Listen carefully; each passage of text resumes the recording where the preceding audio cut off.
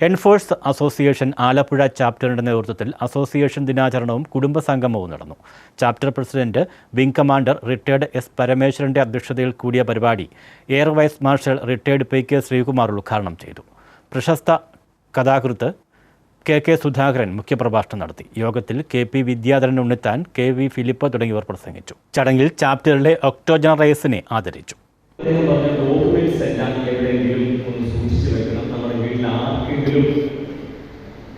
അവരോട് അറിഞ്ഞിരിക്കണം എവിടെ ആസന്നിരിക്കുന്നത്.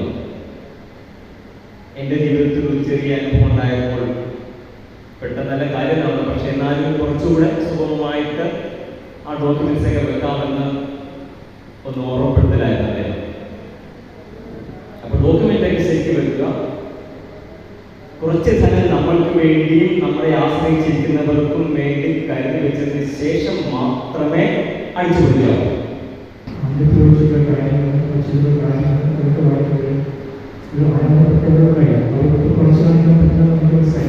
മാത്രമല്ല ഈ മലയാളത്തിൽ